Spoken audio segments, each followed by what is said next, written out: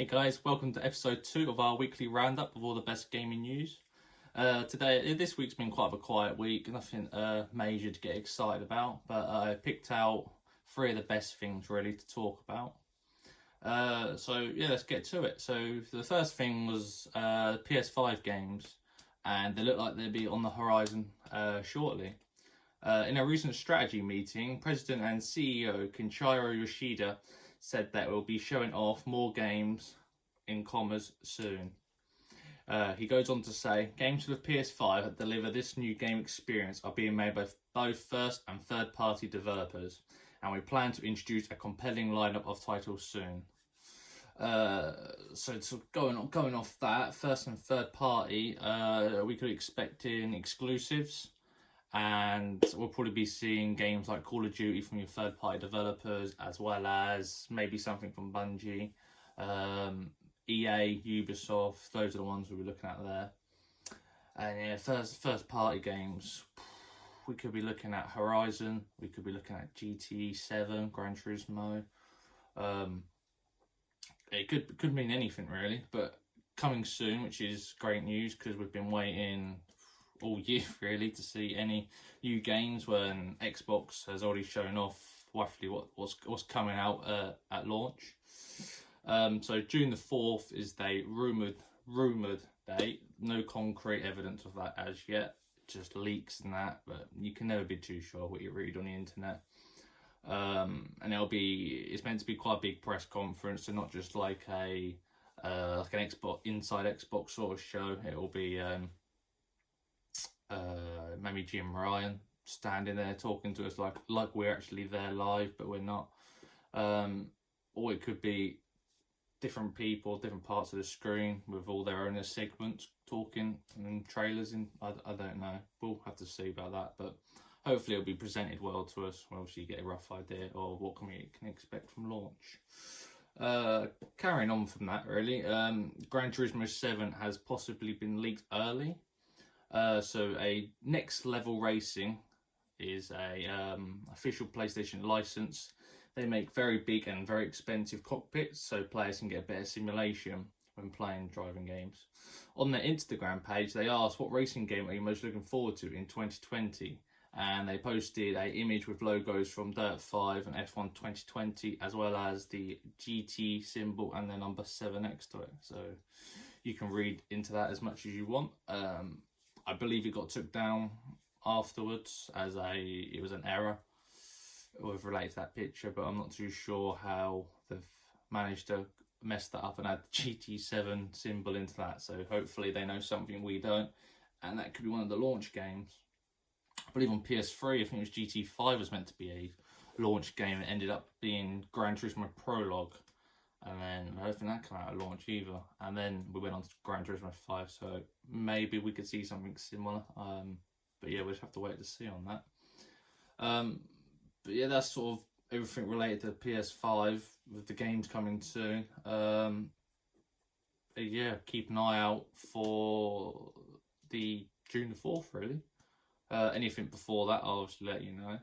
I'm sure you'll see it all on social media and stuff if you're on there as well. Anyway, moving on, Black Ops 5 could be set in the Cold War. So we have seen recent events in Call of Duty Warzone currently that indicates that there has been Cold War-ish information leaked inside of the bunkers that players have been able to get into this week. So they go far as back as models of the RCXD car that we saw in the original Black Ops series, which is a remote explosive car you can drive around, as well as a U2 plane file. The U2 plane was a very popular plane back in the Cold War, and it became iconic then, as if you know what it is now.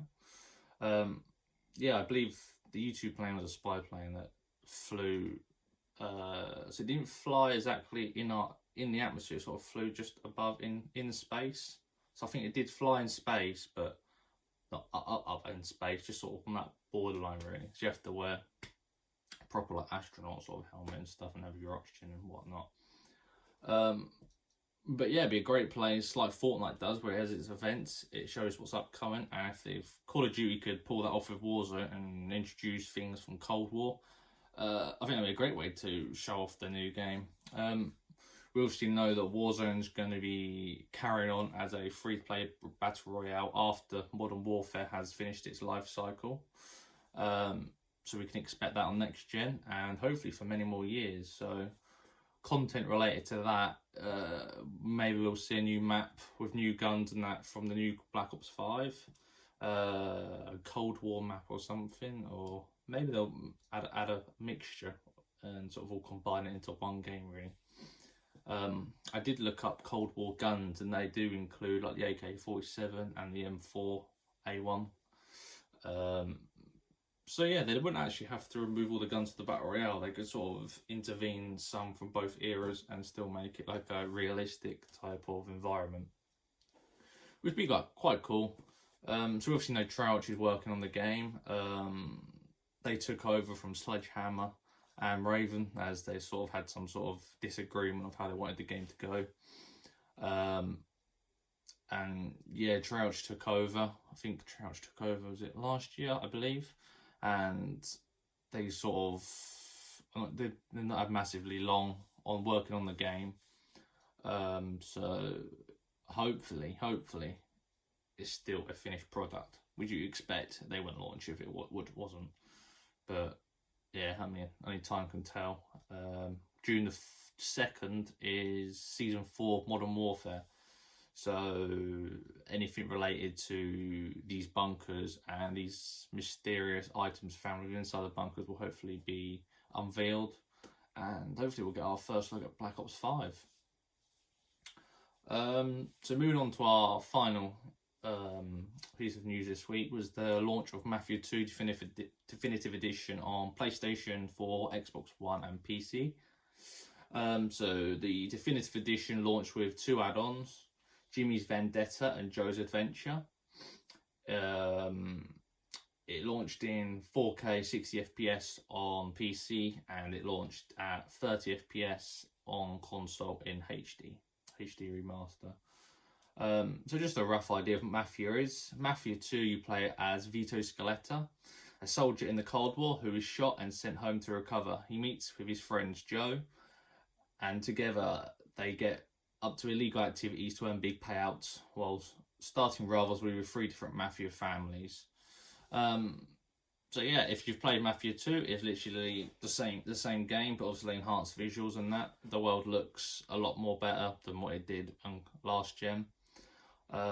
Unfortunately, as I've played about 4 hours in, and I've noticed a lot of frame drops, probably to about the 20 frames per second roughly at times. Especially when you're sort of navigating the city, occasionally driving around, and very noticeable in cutscenes, which I'm quite shocked about. I'm surprised I can't level that out to a nice solid 30 in there.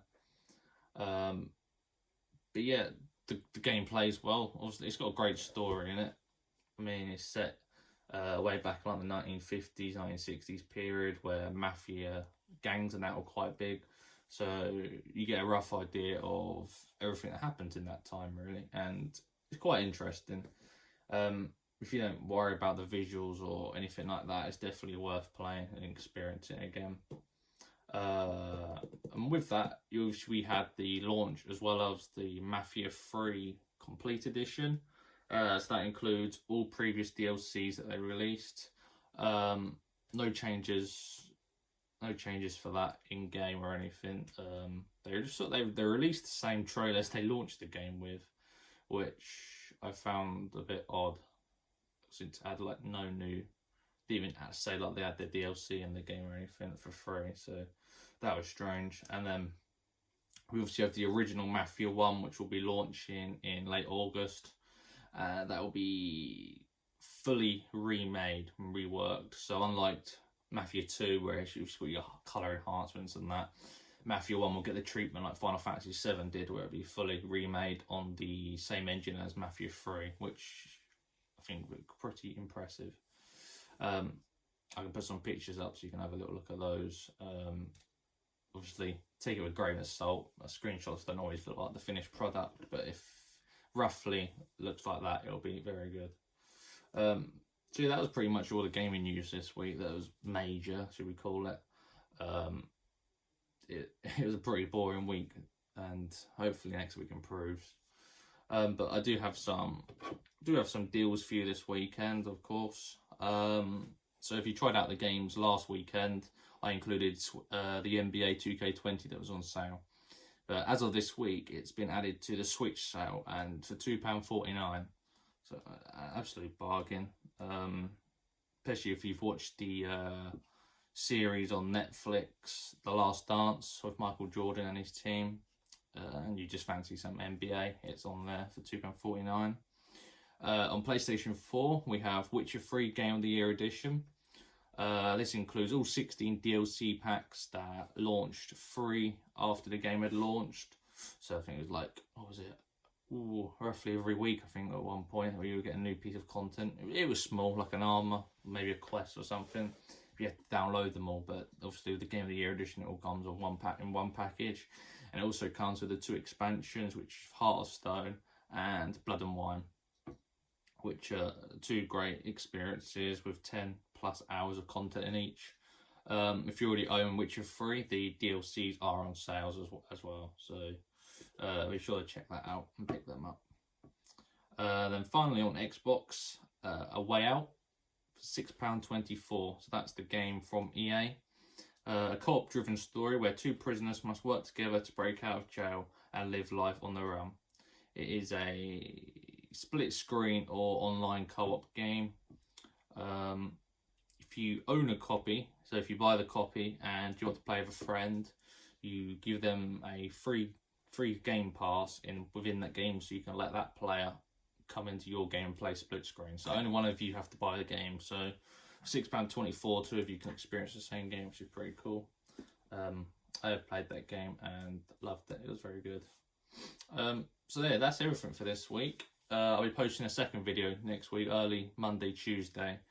That would be a new podcast, but I'll explain that in the next video. Have a nice weekend, everyone. Stay safe and enjoy the hot weather. See you soon.